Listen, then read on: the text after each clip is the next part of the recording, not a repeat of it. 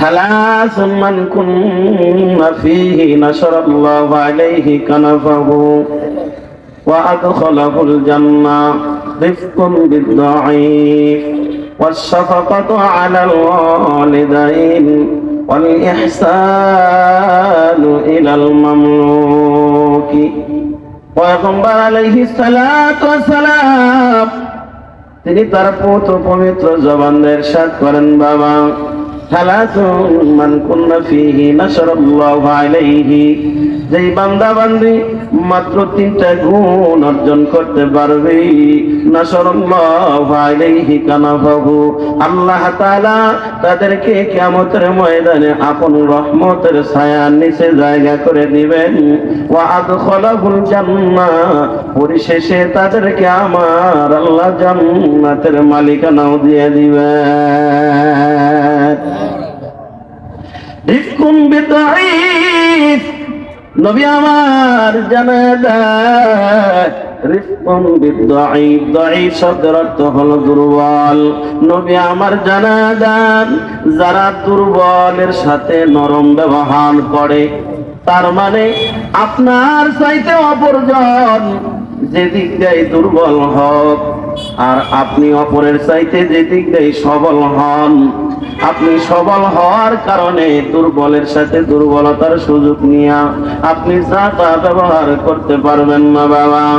আপনি বরং আপনার চাইতে অপরজন যিনি দুর্বল, ওনার সাথে যদি আপনি নিজে নরম হইয়া তার সাথে যদি ভালো ব্যবহার করতে পারেন, নরম ব্যবহার করতে পারেন, নবী আমার জানায় দেয় আল্লাহ তাআলা কিয়ামতের ময়দানে আপনাকে আপন রহমতের ছায়ার নিচে জায়গা করে দিবেন।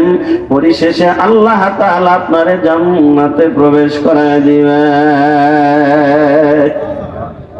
এ বাবা, যেদিক দিয়ে আপনার চাইতে দুর্বল হোক, হয়তো বা টাকা আপনার বেশি, অপরজনের টাকা কম, টাকার দিক দিয়ে সে আপনার চাইতে দুর্বল, অথবা আপনার দম দৌলত বেশি, ব্যাংক ব্যালেন্স বেশি, টাকা পয়সা গাড়ি বাড়ি বেশি, অপরজনের এগুলো নাই, এদিক দিয়ে সে আপনার চাইতে দুর্বল, অথবা আপনি পাওয়ার পার্টির লোক, অপরজন যিনি আছে সে অপর দলের লোক, অপোজিশে আছে আমার বাবাজিরা, সে আপনার চাইতে দুর্বল। এ বাবা, অথবা আপনার বংশ মর্যাদা ভালো, আপনি ডাক দিলেই 50 জন যুবক লাঠি না বের হয়ে যায়, বংশ আপনার বড়, এই বংশের দিক দিয়া, লাঠির জোরের দিক দিয়া অপরজন হয়তো আপনার চাইতে দুর্বল, অপরজন হয়তো অন্য জায়গা থেকে আপনার বাড়ির কাছে জায়গা কিনে বাড়ি করছে, তার বংশ নাই এই জায়গায়, উনি ডাক দিলেই 50 জন লাঠি না বের হবে না, তাহলে এই দিক দিয়ে সে আপনার চাইতে দুর্বল। যে দিক দিয়ে বাবা আপনার চাইতে যিনি দুর্বল আর আপনি ওনার চাইতে অপরজনের চাইতে সবল, এই সবল হওয়ার পরেও যদি দিলের মধ্যে অহংকারকে জায়গা না দেন বাবা, ক্ষমতার অহংকার, টাকা বাড়ি গাড়ি ব্যাংক ব্যালেন্সের অহংকার, শারীরিক ক্ষমতার অহংকার, এই বাবা কোন অহংকারকে যদি দিলের মধ্যে জায়গা আপনি না করে দেন বাবা, আপনি নিজে যদি বিনয় হয়ে যান, নরম হয়ে যান বাবা, মেটা দো আপনি हस्ती को अगर कुछ मर्तबा चाहो के दाना खाक में मिलकर गुलो गुलजार होता है, हमेशा इज्जत मेहमा बाए खाना नमी मानद, अगर मानद सबे मानद सबे देगार नमी मानद, गुलद गुलशन जुदा गस्ता तरुता जा नमी मानद, अगर मानद सबे मानद सबे देगार नमी मानद। আপনি যদি নিজের বিনয় বানায় দেন, আপনি নিজেকে যদি আমার বাজিরা মিটে দিতে পারেন, বিনয় হতে পারেন, নরম হতে পারেন, পাওয়ার থাকার পরেও নবী অন্য জায়গায় জানায় দেয় মান তাওয়াদা আনিল্লাহ রাফাআহুল্লাহ ফাহুয়া ফি নাফসিহি সাগীরুন ওয়া ফি আইনিন নাসি আযীম। কেমন নবী আমার জানে দেন, আপনি যদি আল্লাহর জন্য বিনয় হয়ে যান বাবা, নরম হয়ে যান, আল্লাহ তাআলা আপনার মর্যাদা দুনিয়াতেও বাড়ায় দিবি, আখিরাতেও আমার আল্লাহ আপনাকে সম্মান দান করবে। ইমাম ফখরুদ্দীন রাজি রহমাতুল্লাহি আলাইহি তিনি তার তাফসীরের মধ্যে একটা হাদিস বর্ণনা করেছেন আমার বাবাজিরা। তিনি বলেন জিবরাইল আলাইহিস সালাতু ওয়াসসালাম পয়গম্বরের সামনে বসা কথা বলতেছিলেন। ইতিমধ্যে নবীর একজন সাহাবী হযরত আবু যর গফারি রাদিয়াল্লাহু তাআলা আসতেছিলেন। হযরত জিবরাইল আলাইহিস সালাতু ওয়াসসালাম পয়গম্বরকে বললেন, ওগো নবী, ওই যে আপনার সাহাবী আবু যর আসতেছে। নবী আমার বলে, ভাই জিবরাইল, তুমি আমার আবু যরকে তুমি কেমনে চেনো? নবী আমার উত্তর না দিয়ে বললেন, তুমি আবু যরকে কেমনে চেনো একটু বলো। আমার বাবাজিরা হযরত জিবরাইল আলাইহিস সালাতু ওয়াসসালাম বলেন, আপনার সাহাবী আবু যরকে শুধু আমি জিবরাইল একা চিনি না গো নবী, বরং আপনার সাহাবী আবু যরকে আসমানের সমস্ত ফেরেশতারাও তাকে চেনে। নবী জিজ্ঞেস করে, ভাই জিবরাইল, আমার আবু যরকে তুমিও চেনো, আসমানের সমস্ত ফেরেশতারাও চেনে, কি আমল না জানি আমার সাহাবী করে, যে আমলের কারণে আসমানেও তাকে নিয়ে আলোচনা হয়। এবার নবীদের প্রশ্নে হযরত জিবরাইল আলাইহিস সালাতু ওয়াসসালাম বলেন, ওগো নবী, আপনার সাহাবী আবু যর দুইটা আমল করে, যেই দুই আমলের কারণে আবু যরকে শুধু আমি একা চিনি না, আসমানের সমস্ত ফেরেশতারা তাকে নিয়ে আলোচনা করি। সুবহানাল্লাহ কি বলা যায়? আর যারা বলি সুবহানাল্লাহ। এ বাবা, হযরত জিবরাইল বলেন, দুইটা আমল আপনার সাহাবী আবু যর করে। এক নম্বর লিসিগারিহি ফি নাফসিহি, ও নবী, আপনার সাহাবী আবু যর দুইটা আমল করে। তার এক নম্বর হলো লিসিগারিহি ফি নাফসিহি, আপনার সাহাবী আবু যর সব সময় নিজের ব্যাপারে সুধারণা পোষণ করে না, সব সময় সে কাসরতে নফস করে, সে সব সময় নিজেকে অন্যের তুলনায় ছোট মনে করে। কি মনে করে? নিজেকে ছোট মনে করে। আমরা তো নিজেকে অনেক বড় মনে করি, নিজেকে অনেক ক্ষমতাশালী মনে করি, নিজেকে অনেক শ্রেষ্ঠ মনে করি, নিজেকে অনেক কিছু মনে করি, ঠিক না? নিজেকে ছোট মনে করা কথাটা ছোট, কিন্তু এটা আমল করা কিন্তু কঠিন। নিজেকে ছোট মনে করা কঠিন। আমার ভাইরা, আমরা যে পজিশনে আছি সেখান থেকেই কম বেশি কিছু না কিছু অহংকারের ভাব কিন্তু আমাদের দেহের মধ্যে আছে, আছে না নাই? নিজেকে ছোট মনে করা। নবীর সাহাবী আবু যর এক নম্বর আমল করে, সে নিজেকে সব সময় ছোট মনে করে। এ বাবা, নিজেকে উত্তম মনে করে না, নিজেকে বড় মনে করে না, নিজেকে জ্ঞানী মনে করে না, নিজেকে অনেক কিছু মনে করে না, সবসময় নিজেকে তুচ্ছ মনে করে, ছোট মনে করে। মনে করে আমার চাইতে অন্য সাহাবীরা বেশি আমলদার, আমার চাইতে বেশি জ্ঞানী, আমার চাইতে বেশি সাহায্যগুজার, আমার চাইতে বেশি কোরআন তেলাওয়াতকারী, আমি সব চাইতে কম, আমি সব চাইতে ছোট। এইভাবে যদি আমি আপনি নিজেকে কাসরতে নফস করতে পারি, নিজেকে ছোট মনে করতে পারি, আমার বাবাজিরা, অর্থাৎ দিলের মধ্যে অহংকারকে যদি জায়গা না দেই, অহংকার মুক্ত যদি আমি আপনি দিলটারে বানাইতে পারি বাবা, আমার আল্লাহ আপনাকে আমাকে দুনিয়াতেও ইজ্জত দান করবে, আখিরাতেও আমার আল্লাহ জান্নাত নসিব করে দিবে।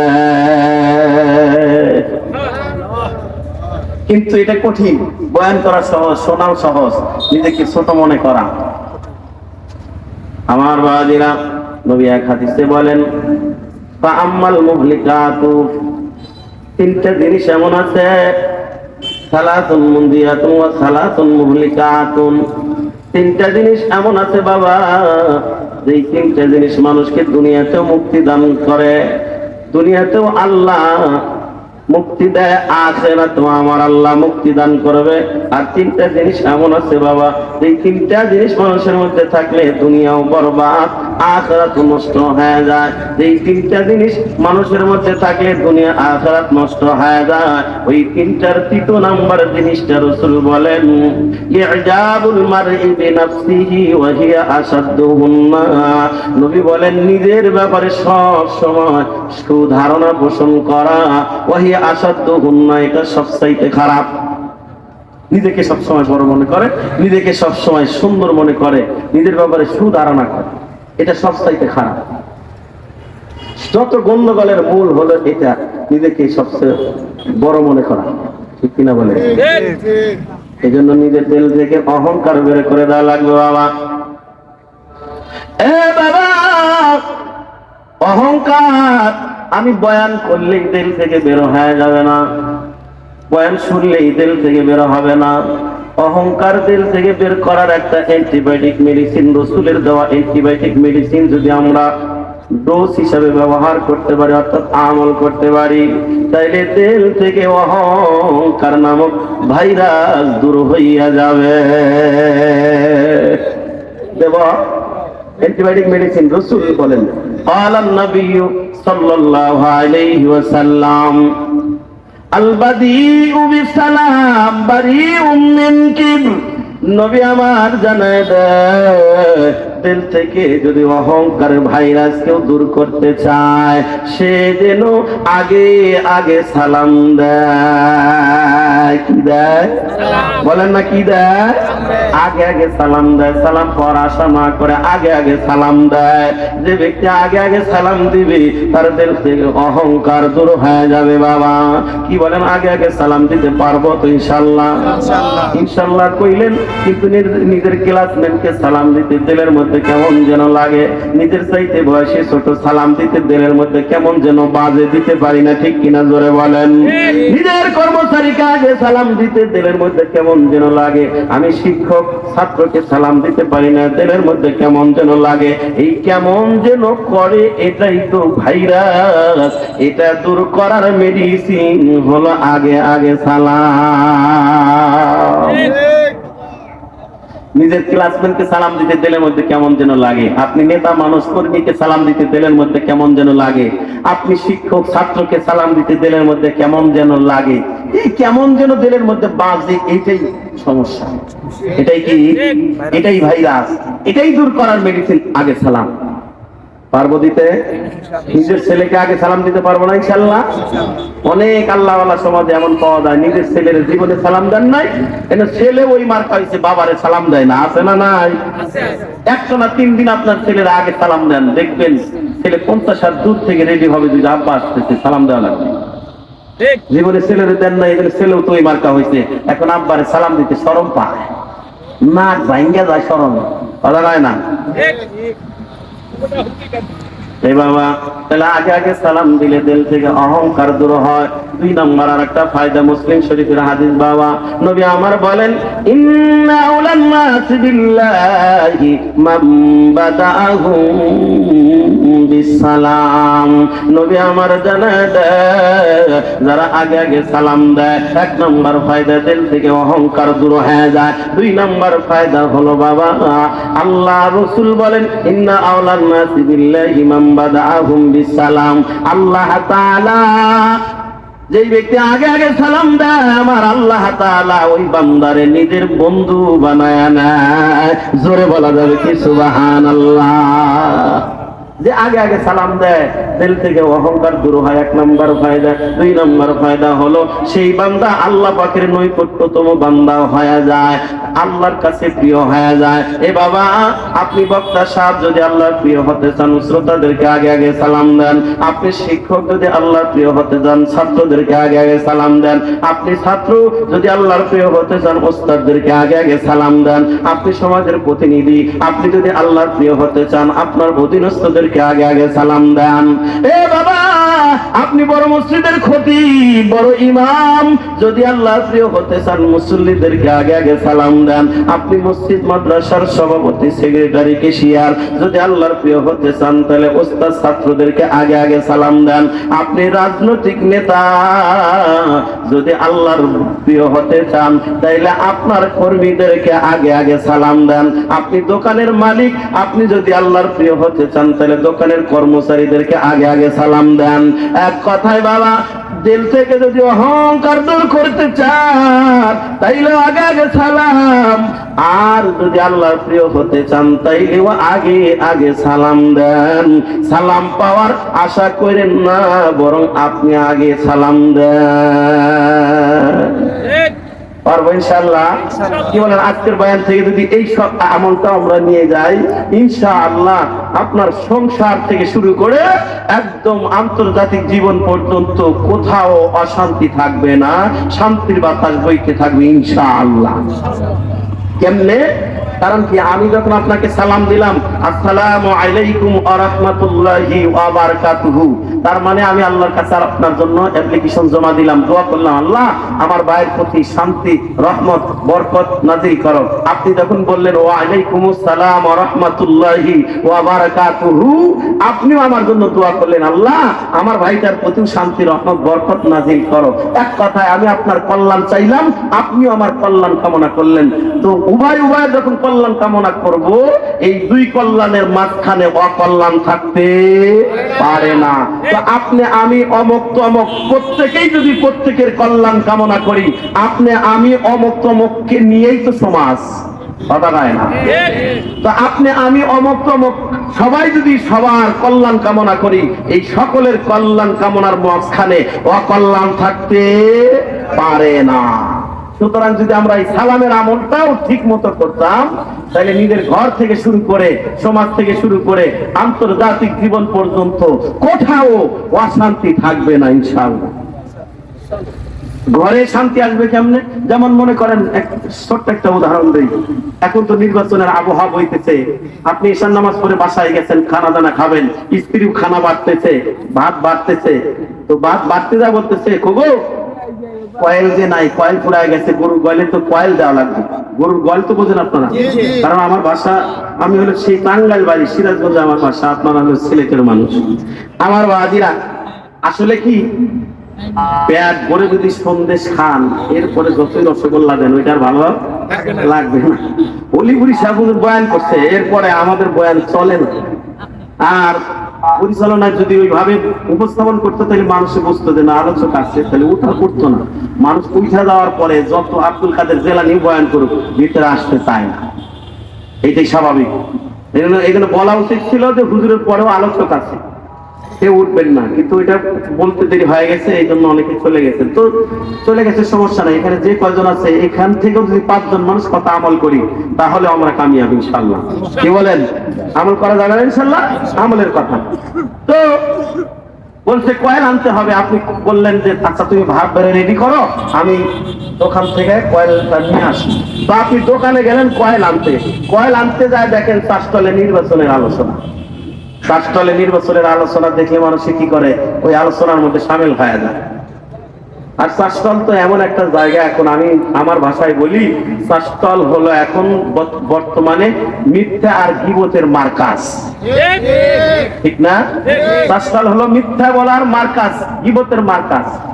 আর চাষতলে দেখবেন 2 প্রকারের মানুষের সমালোচনা বেশি। এক, মসজিদের ইমাম, মুয়াজ্জিন, খাদেম অর্থাৎ হুজুর। 2, রাজনৈতিক যারা নেতা সমাজ পরিচালনা করেন, মেম্বার, চেয়ারম্যান। এই 2 প্রকারের মানুষের সমালোচনায় চাষতল গরম। কথা ঠিক না ঠিক? তো যাই দেখতেছেন নির্বাচনের আলোচনা, যাই দেখতেছেন আপনি যেই দলকে সাপোর্ট করেন ওই দলকে ফেল করাইতেছে। আপনি যা বলতেছে, তুই জানোসই না আমার দলের ওই জায়গায় 1 ভোট, ওই দল ফেল, মানে অপর দল যেটা আছে তারে বলতেছেন ফেল। তো পাশ ফেল নিয়ে কথা কাটাকাটি হইলে এক পর্যায়ে মাথা কি হয়, গরম হয়। এই নির্বাচনের আলোচনার পেছে পড়া রাত বাজেছেন 12টা, আলোচনা করতে করতে 12টা বেজে গেছে, আপনার মাথা গরম। এদিক দিয়ে স্ত্রী ভাত বাইরে রেডি হয়েছে, রেডি করছে, আপনি আসবেন একসাথে খাবে, তো স্ত্রীকেও তো আল্লাহ রক্ত আর মাংস দিয়ে আল্লাহ বানাইছে। তো স্ত্রী ভাত হয়ে বসে আছে, রাত বাজাইছেন 12টা চাষটলেই, স্ত্রী মাথা ঠান্ডা না গরম? জোরে কোন ঠান্ডা না গরম? গরম। আপনি রাত 12টার সময় কয়েকলিয়া দরজা এসে বলেন, জরিনার মা দরজা খোল। জরিনার মা তো ভাত বেড়ে বসে আছে, মাথা এমনি হট হয়েছে গরম, কয় যাও চাষটলে ঘুমাও গা, খেতে বালিশ নিয়ে যাও চাষটলে ঘুমাও, খুলবো না দরজা। এই কয় তাড়াতাড়ি খোল। বলে খুলবো না। বলে তাড়াতাড়ি একবার দুইবার তিনবার কর, পরে রাগ তো আসতেই মাথায়, চাষটলে নির্বাচন আলোচনা করতে তো মাথা গরম। এখন কয় তাইলে পরে 1 2 3 1 2 3 বুঝছেন আপনারা? আমাদের টাঙ্গাইলের ভাষা মানে 1 তালাক 2 তালাক 3 তালাক 2 সহ মা সহ 22 তালাক, এরকম বলে না? বলে না? বলে এরকম বলে দিতে। বলার পরে এখন স্ত্রী ঘরের দরজা খুলে কয়, হ্যাঁ এই করলা কি? মানে স্ত্রীর মাথা এখন ঠান্ডা হয়েছে, বলতেছে এটা তুমি করলা কি? এখন স্বামীর মাথা মোটামুটি ঠান্ডা হইতেছে, মানে শয়তান দূরে চলে গেছে। তাই তুই কি করলাম? এখন স্বামী আচ্ছা, রাত বাজে 12:30, এখন তার কেউ শোনে টোনে নাই। এবার এটা আমার অভিজ্ঞতা থেকে বলছি, 1.5 বছর পরে এক ব্যক্তি আমার কাছে এই মাসালার জন্য আসতেছে, বুঝুন আমরা তো এরকম কাম ঘটায় ফেলছিলাম, আমরা তো 1.5 বছর হলে ওইভাবে সংসার করে যাইতেছি, এখন আমাদের কি হবে? ওই অভিজ্ঞতাটা শেয়ার করতেছি। তো স্ত্রীকে বলছে, দেখ এখন তার কেউ শোনে টোনে নাই, তাহলে চলতে থাক। আচ্ছা আপনারাই বলেন, এখন চলতে থাক, যদি থাকতে থাকে হালাল না হারাম? জোরে কেন হালাল না হারাম? হারাম চলা শুরু হয়ে গেছে। আর কোন কারণে দোকানে যায়, রাত 12টাই বাজছে, কিন্তু আপনি ঘরের দরজা এসে যদি আস্তে করে মিষ্টি সুরে বলতেন, আসসালামু আলাইকুম সাবিনার মা। সাবিনার মা কিন্তু গরম হয়ে আছে, মাথা গরম, ভাত বাড়িয়ে বসে আছে না, কিন্তু সালামের আওয়াজ পাওয়ার পরে স্ত্রী আস্তে আস্তে মাথা ঠান্ডা, দরজা খুলে দেখো, বাবা কয়েল আনতে যায় চাষতলে যায়, কোন পীরের মুড়ি ধরাইলেন? আমার কয়েল আনতে যায় কোন পীর সাগর মুড়ি ধরাইলেন? ওয়ালাইকুম আসসালাম। তাইলে দেখেন মাথা কিন্তু গরম ছিল, এসে আস্তে করে সালাম দিতেন মিষ্টি সুরে, স্ত্রীর মাথা ঠান্ডা হয়ে গেছে, মুস্কি হাসি দেয়, বলে কোন পীরের মুড়ি হয়ে আসলেন? তাইলে 2 রাত কিন্তু মুহূর্তে ঠান্ডা। 1 2 3 আর হলো না, এই জায়গায় শান্তি শুরু হয়ে গেল, ঠিক কিনা জোরে বলে? এই জন্য বলছি, ঘর থেকে একদম সংসদ ভবন পর্যন্ত প্রত্যেকটা জায়গায় শান্তির বাতাস বইতে থাকবে, যদি সালামের সুন্নতের আমলটাও শুরু করে দেই। কি বলেন, আমল করা যাবে ইনশাআল্লাহ? অনেকে তো বিয়ে করছেন 30 বছর, কয় হুজুর 30 বছর হলে বিয়ে করছি, এ পর্যন্ত কোনোদিন বউরে সালাম দিলাম না। এরকম আল্লাহ আল্লাহ সমাজে নাই? আছে। 30 বছর 40 বছর বিয়ে করতে বউরে সালাম দিতে বলে শরম পায়। আরে এত কিছু করতে শরম লাগে না, সালাম দিতেই বলে বউরে সালাম দিতে বলে শরম লাগে। আছে না নাই? এজন্য বাবা লম্বা হয়ে যাবে, আমি অল্প সময় আমার ভাই আসলে আমি ছেড়ে দিব। বাবা তাহলে বলতেছিলাম, দিল থেকে যদি অহংকার বের করতে চাই বাবা, তাহলে আগে আগে সালাম। আর আগে সালাম যারা দিবে তারা আল্লাহ পাকের প্রিয় বান্দা হয়ে যায়।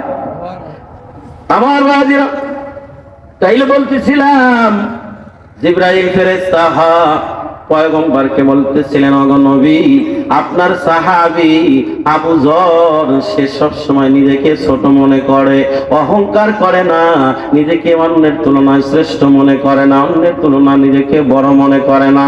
আপনার সাহাবী আবু যর সে সব সময় নিজেকে ছোট মনে করে। পারবো ইনশাআল্লাহ? বাবা বড় মনে করার কি আছে? আমার আপনার রব স্পষ্ট ভাষায় জানায় দেয়, আল্লাহ পাক আপনাকে আমাকে যেই জিনিস দ্বারা বানাইছেন, যদি আমরা একটু কল্পনা করি তাহলে অহংকার দিলের ভিতরে আসার কথা না বাবা। আল্লাহ জানায় দেন, মিন আইয়ি শাইইন খালাকা, মিন নুতফাতিন খালাকাহু ফাকাদ্দারা সুম্মা সাবিলা ইয়াসসারা।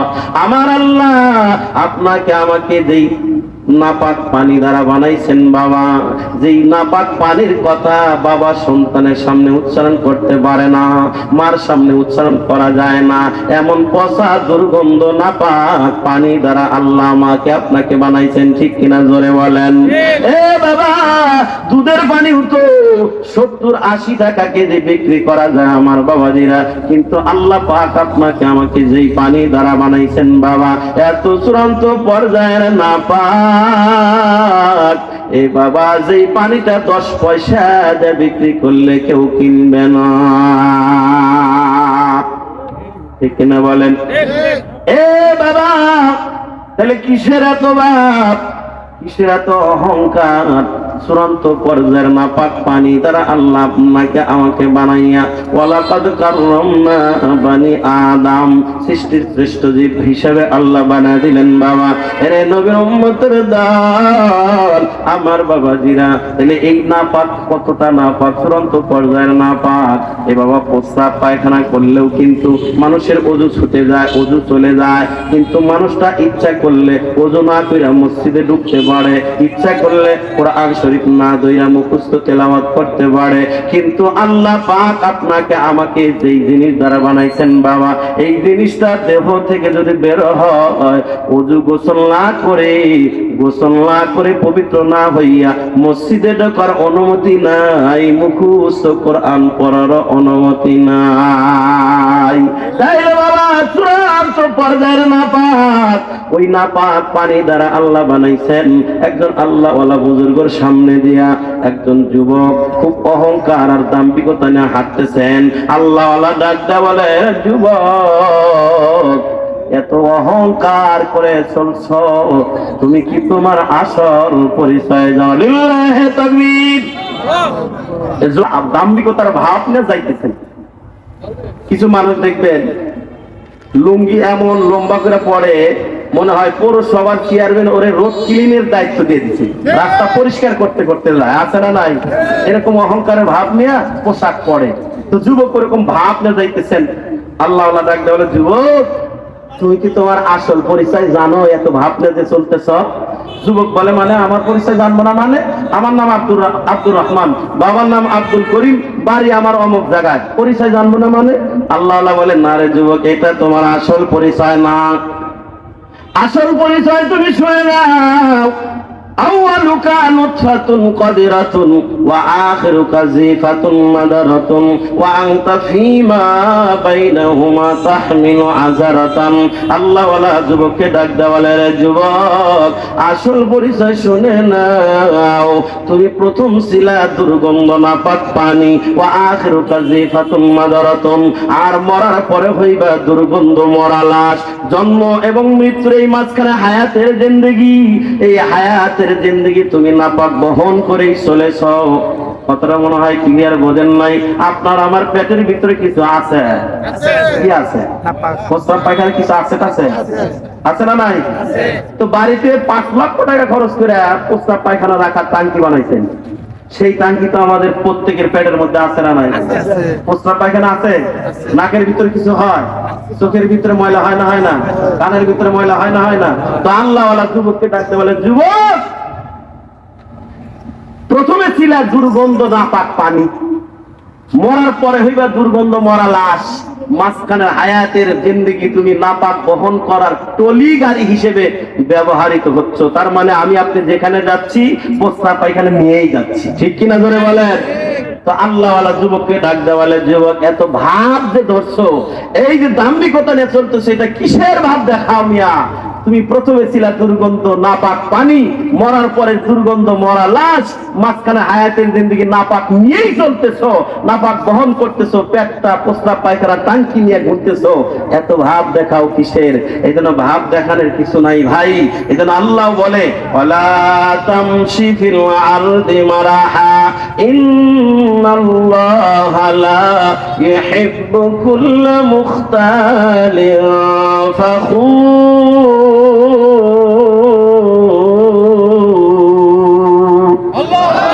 আল্লাহ বলে, ওয়ালা তামশি ফিল আরদি মারাহা, খবরদার জমিনে দাম্ভিকতা নিয়ে চলবা না, অহংকার করে চলবা না। তাইলে বাবা, তেল থেকে অহংকার নামক ভাইরাস বের করে দেওয়া লাগবে। রাজি আছেন ইনশাআল্লাহ? তেল থেকে কি বের করে দেওয়া লাগবে? অহংকারের ভাইরাস যদি বের করে না দেই, শেষ পরিণতি আল্লাহ বলেন হাদিসে কুদসি, আল কিবরিয়া উরিদাই ওয়াল আজমাতু ইজারি ফামান নাযানি ওয়াহিদা মিনহুমা আদখালতুহুন নারা ওয়া ফি রিওয়ায়াতিন ফাযাবতুহু ফিন নার। আল্লাহ বলে কিবির হলো আমি আল্লাহর চাদর, আর শ্রেষ্ঠত্ব হলো আমি আল্লাহর পোশাক। যারা অহংকার করে, নিজেকে শ্রেষ্ঠ মনে করে, তারা আমি আল্লাহর চাদর আর পোশাক নিয়ে টানাটানি করে, যারা আমি আল্লাহর চাদর পোশাক নিয়ে টানাটানি করবে, ফাযাবতুহু ফিন্নার, আমি আল্লাহ তাদেরকে সোজা জাহান্নামে নিক্ষেপ করব। আল্লাহ তাআলা আমাদেরকে ওই জাহান্নাম থেকে বাঁচার তৌফিক দান করেন, তেল থেকে অহংকার দূর করার তৌফিক দান করেন। নিজেকে সব সময় ছোট মনে করব, বড় মনে করব না, বলি ইনশাআল্লাহ। আর তেল থেকে অহংকার বের করে দেওয়ার ছোট্ট একটা আমল বলছি, মনে আছে? কি আমল? সালাম। মনে থাকবে না ইনশাআল্লাহ? আগে আগে সালাম দেব, আগে সালাম দিলে তেল থেকে অহংকার দূর হয়, আল্লাহ পাকের নৈকট্যতম বান্দা হওয়া যায়। আল্লাহ যেন আমাকে আপনাদের সব ভাইকে আমল করার তৌফিক দান করে, সকলে বলে আমিন। এই তিন গুণের কথা বলতেছিলাম, রিফকুন বিদ্দাঈফ, দুর্বল, আপনার চাইতে যেদিক দিয়ে অপরজন দুর্বল হোক, আপনি অপরজনের চাইতে যেদিক দিয়ে সবল হন, দুর্বলতার সুযোগ নিয়ে যাতা ব্যবহার না করে তার সাথে ভালো ব্যবহার, মনে থাকবে না? 2 নাম্বার ওয়াসসাফাকাতু আলাল ওয়ালিদাইন, পিতামাতার সাথে সদয় আচরণ। 3 নাম্বার ওয়াল ইহসানু ইলাল মামলুকি, আপনার যারা অধীনস্থ আছে তাদের সাথেও সুন্দর ব্যবহার। এই 3 গুণ নিয়ে যদি আমরা কবরে যেতে পারি, রাসূল বলে নাশারাল্লাহু আলাইহি কানাফাহু ওয়া আদখালাহুল জান্নাহ, আল্লাহ তাআলা পরিশেষে আমাদেরকে জান্নাত দিয়ে দিবেন। আল্লাহ তাআলা যেন আমাকে আপনাদের সবাইকে কথাগুলো বুঝে আমল করার তৌফিক দান করে, সকলে বলে আমিন। আমার কথায় ভাষায় ব্যবহারে যদি